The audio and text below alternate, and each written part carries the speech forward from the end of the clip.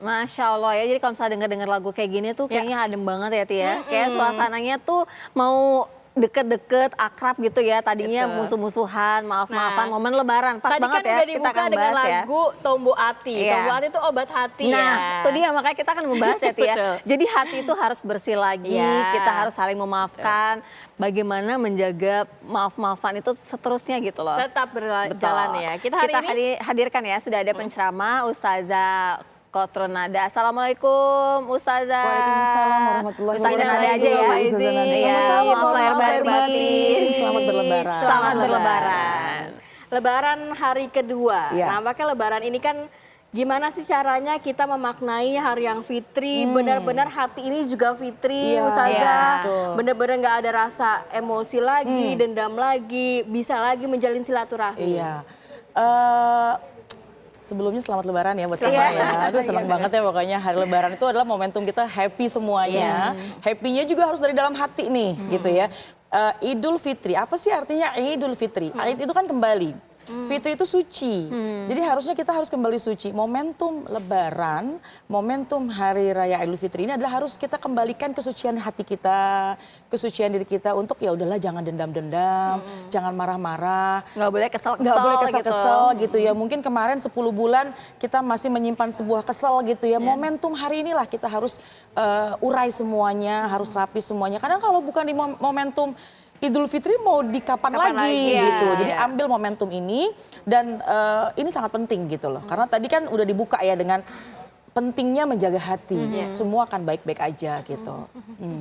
Nah, kalau berbicara mengenai pentingnya menjaga hati, sebenarnya apa sih, apakah memang di Islam ini ada hukumnya kita harus menjalin silaturahmi dengan keluarga, dengan sanak saudara, dan kalau misalnya masih ada ego-ego nih, nggak mau buka silaturahmi, masih sebel, itu ada hukumnya di Islam, seperti apa? Sebenarnya lebih kepada kabar gembira sih ya, kalau yang disampaikan oleh baginda Rasulullah SAW itu adalah lebih kepada kabar gembira, bahwa siapa orang yang pengen panjang usianya, berkah rizkinya, ya, kemudian bahagia hidupnya, maka sambung silaturahim. Jadi silaturahim ini bukan sekedar kita ketemu, kemudian bersilaturahim halal bihalal gitu ya, tapi insya Allah itu akan memanjangkan dan memberikan keberkahan buat rezeki kita, memberikan kebahagiaan juga, dan itu adalah sabda dari baginda Rasulullah SAW. Nah, jadi luar biasa, jadi hadiah bagi orang yang senang bersilaturahim, berkah, bahagia, insya Allah sehat panjang umur. Tuh kan hadiahnya luar biasa. Ustazah, tapi gini kan kadang-kadang kita keterbatasan dengan lokasi gitu kan. Silaturahmi itu kan nggak bisa kita misalnya pergi kemana, keluar kota dan lain sebagainya gitu. Nah, tapi kan nggak apa-apa juga kan silaturahmi benar dari telepon, dari sekarang dari chat gitu. Esensinya nggak akan mengubah gitu kan ya. Yang penting silaturahmi tetap terjalin gitu. Sebenarnya silaturahim itu yang paling penting adalah bagaimana hati. Kenapa hati? Karena yang Allah pandang itulah hati kita nih. Jadi bisa aja berjauhan tapi saling rindu, kemudian video callan. Itu disebut silaturahim yang sempurna. Yang penting niatnya, yang penting hatinya. Hatinya justru ya. Atau sebaliknya, ketika ada orang yang mungkin satu rumah berkumpul, tadi yang disampaikan bahwa berkumpul sama saudara, cuma ketika bertatap muka nggak mau ngeliat gitu kan. Dalam satu lokasi, gitu ya. Dalam kondisi yang sangat dekat, tapi hatinya belum memaafkan, itu maka dia tidak disebut orang yang bersilaturahim, karena maknanya silaturahim adalah menyambung kasih sayang. Nah, jadi artinya pentingnya nih ya bahwa memaafkan itu dari hati. Karena yang Allah lihat itu kan hati kita. Yang Allah lihat itu bagaimana kebersihan hati kita. Jadi kadang-kadang nih mohon maaf mulut kita atau lisan kita mengatakan udah saya maafin. Cuma hati kita masih kesel. Itu yang harus kita ubah. Meskipun keberjauhan, pakai video call, itu juga insya Allah akan meningkatkan rasa cinta satu dengan yang lainnya. Nah, Ustazah kalau kita bicara mengenai maaf-maafan, ada kan yang bilang kan kalau misalnya kayak momentum lebaran kita saling memaafkan. Tapi ada juga kalau misalnya dalam kehidupan sehari-hari berantem jangan lebih dari 3 hari, nggak boleh loh. Itu sebenarnya gimana sih esensinya juga? Nah, kalau ditanya tentang 3 hari bagaimana, ini ada dalam hadis baginda Rasulullah SAW, la yahillu li muslimin ayyahjuru akhahu fawqa thalathi layalin. Nggak boleh ya, tidak halal, haram, berdosa orang yang mendiamkan, seseorang yang mendiamkan orang lain lebih dari 3 hari. Jadi itu Nabi yang bersabda bahwa haram, dosa, nggak boleh ya mendiamkan orang lain lebih dari 3 hari. Artinya ini kalau sudah ada peringatan seperti ini harus warning buat diri kita gitu. Iya. Ya cuma gimana Ustazah, kadang-kadang kan sakit hati gitu ya, ada kecewa di hati, namanya manusia. Nah itu batasannya tuh paling nggak tuh 3 hari itu gitu. Kemudian Nabi melanjutkan, ketika mereka bertemu, ya mungkin karena sakit hatinya, ada yang melihat ke sana, ada yang melihat ke sini gitu. Nggak mau tatap-tatapan Nggak mau gitu ya. tatap-tatapan. Tapi kata Nabi, wa khairuhuma man yabda'u bisalam. Dan ketika mereka bertemu, nggak mau saling bertatapan gitu ya, karena mereka masih diam-diaman, yang lebih baik di antara keduanya adalah siapa yang tegur duluan. Siapa yang ngucapin salam duluan. Dan itu semua diatur dalam Islam. Jadi artinya ayo deh momentum sekarang nih, apalagi yang mungkin bukan cuma 3 hari ya, 3 bulan gitu misalnya ya. Momentum hari ini udahlah kita berdamai. Kenapa? Karena tujuan kita ini kan untuk menjalankan syariat dengan sebaik-baiknya. Tapi memulai dari nol, berdamai di hari yang fitri, tapi jangan juga nanti 2 bulan lagi. Begitu lagi? Begitu lagi, Berantem gitu lagi ya kalau Ustaz ya. kayak- Jadi gimana sih harus menjaganya? Memang ini mulainya nih, ini startnya. Kita kan tadi Idul Fitri kembali ke Fitri begitu ya. Tapi juga kita tetap, ya nanti bulan-bulan ke depan juga kita tetap harus bisa menjalin silaturahmi juga. Kita juga tetap harus menjaga emosi dan lain-lain. Ya manusia sih ya, terkadang ketika kita sudah sekarang lagi enjoy, lagi happy, saling memaafkan, mungkin di kemudian hari dengan saudara kah, dengan teman kah, mungkin ada ketersinggungan ucapan, itu mungkin karena kita makhluk sosial ya, pasti kan ketika komunikasi itu ada aja yang menyinggung, lalu bagaimana sih caranya? Mulailah dari diri kita sendiri. Kalau memang sekarang kita sudah berusaha untuk membersihkan hati, nggak punya sifat dendam, dengki dan sebagainya, maka mulailah dari diri kita sendiri ke depannya. Kalau kita salah, mudah untuk kita minta maaf. Jangan gengsi untuk minta maaf. Dan kalau sekiranya ada orang yang salah kepada kita, mudah juga untuk kita beri maaf. Memaafkan. Itu mungkin adalah sebagai cara kita untuk melepaskan kegelisahan hati, kegundahan hati, sehingga kita akan menjadi orang yang insya Allah selalu senang menjalin tali silaturahim. Nah ini penting juga ya Tia, kan kita selama 1 bulan puasa, menjaga semuanya amarah, hati pokoknya dijaga. Terus pas Idul Fitri juga kan kita saling memaafkan. Tapi bagaimana caranya menjaga tetap istiqomah selama 11 bulan 11 gitu ya, bulan ke hatinya depan harus ya. bersih ya. Nanti kita bahas ya Ustazah ya, usai jeda.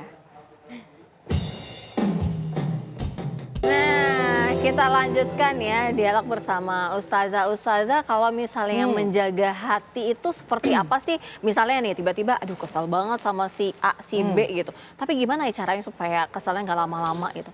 Iya, kesel itu kan pasti ada sebab ya. Ada hal-hal yang tidak sesuai dengan harapan kita. Nah, mungkin adalah kita tidak bisa mengatur bagaimana orang lain, tapi kita bisa mengatur diri kita.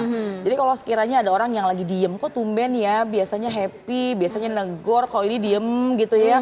Atau bahkan kita senyum juga nggak dibales. Mungkin lebih kepada perbanyak kalimat mungkin ya. Kalimat mungkin itu, oh mungkin dia nggak lihat kali, jadi sehingga dia nggak mau senyum balik sama kita. Supaya tidak berburuk sangka gitu ya Ustazah Jadi ya? positive thinking itu ternyata benar gitu, bahwa positive thinking itu akan membuat hati kita sehat dan kita jadi mikirnya tuh selalu yang baik-baik gitu ya. Kalau memang misalnya kejadian kita dikecewakan, ya udah batasannya jangan sampai 3 hari itu gitu.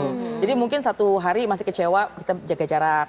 Hari kedua kita masih jaga jarak, tapi jangan sampai meningkat lagi gitu. Kadang-kadang bukan 3 hari, 3 tahun. 3 tahun, gitu. nah itu tuh hati-hati.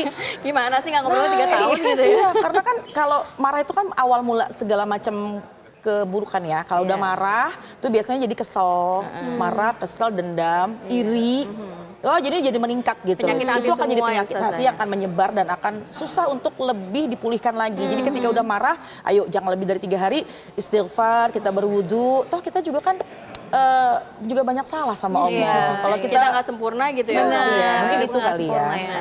Kalau berbicara menjalin silaturahmi, Ya. tadi kan kita udah bahas mengenai gimana sih kita untuk membuka silaturahmi Ya. dengan keluarga. Nah, cuma kadang-kadang suka lupa Ustazah. Jadi misalnya udah silaturahmi ke ujung mana gitu ya sama keluarga, tapi kadang-kadang suka lupa nyekar, suka lupa ziarah. Oh, iya, Nah, iya. itu kan juga penting sebenarnya Iya, ya iya, Ustazah. betul. Kita membuka silaturahmi juga, menjalin silaturahmi dengan yang sudah tidak ada gitu ya. Betul.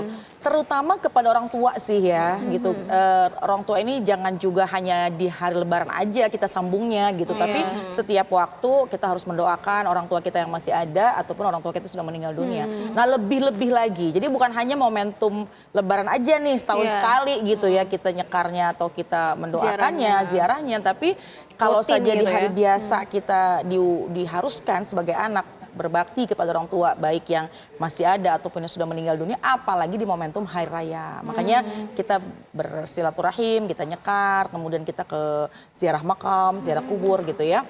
Nah itu adalah hal-hal yang harus kita upayakan. Karena kan silaturahim kepada keluarga, kerabat, itu perlu, apalagi kepada orang tua. Jadi yang masih ada kita datangi jauh-jauh kan kadang-kadang mau mudik tuh cuma pengen ketemu sama orang tua. Kumpul sama orang tua. Peluk-pelukan, maaf-maafan, gitu, cium tangan sama orang tua. Kalaupun memang sudah nggak ada, tentu kita bisa berziarah kubur itu sih. Ya. Nah kalau tadi kan berarti bahas soal tradisi THR ya tadi ya, off air-nya ya. Nah kalau misalnya tradisi THR gitu loh, Ustazah itu memang sebenarnya tuh gimana ya? Kan kadang-kadang ada yang mungkin dengan keterbatasan tapi ingin juga berbagi, ada juga yang memang ya udah ada duitnya gitu. Iya, kayaknya kita kumpul keluarga terus tapi nggak ada THR. Apalagi anak-anak udah siap-siapin gitu, pakai dompet, pakai udah siap-siap tangan gitu ya. Iya. Pokoknya pesan kepada semuanya siapkan THR terbaik ya. Terbaiknya itu ya. Terbaiknya. Nah, itu dia. Nah, sebenarnya gini, tidak menjadi sebuah kewajiban. Nah itu harus digarisbawahi. Tidak menjadi sebuah kewajiban untuk kita memberi. Karena kalau hukumnya wajib, yang nggak punya jadi minjem gitu loh. Kadang-kadang pinjam online menyulitkan diri sendiri juga menyulitkan gitu diri ya. sendiri. Jadi sekali lagi hukumnya bukan wajib, tapi sangat dianjurkan. Ya, jadi tidak wajib. Jadi kalau yang memang punya keterbatasan, nggak usah bela-belain sampai minjem gitu ya, sehingga nanti bayarnya juga bingung. Udah kalau memang kita punya kelebihan, kita punya kemampuan, maka tentu dianjurkan untuk kita berbagi. Karena kan dalam Islam juga dengan kita memberi, maka akan meningkatkan rasa cinta. Dan bentuknya itu ya terserah ya, seikhlasnya ya Ustazah? Iya, karena nggak ada aturan, tidak ada aturan baku, silakan sekemampuan kita dan sesuka kita gitu. Ada yang memberi dengan hampers misalnya, ada hadiah-hadiah. Nah itu kan bentuk hadiah gitu ya. Kemudian ada juga misalkan kalau anak kecil kan nggak mungkin dikasih hampers. Duit dong. Nah, mereka senang uang. 10.000 2 itu udah happy banget buat mereka. 5.000-nya 4 atau 5.000. Yang happy orang tuanya soalnya. Nah itu ya.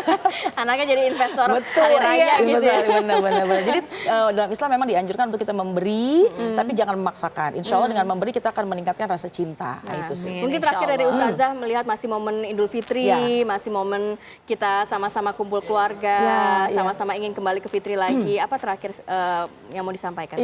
Insya Allah ya dengan momentum Hari Raya Idul Fitri ini kita jadikan momentum kita memperkuat tali silaturahim.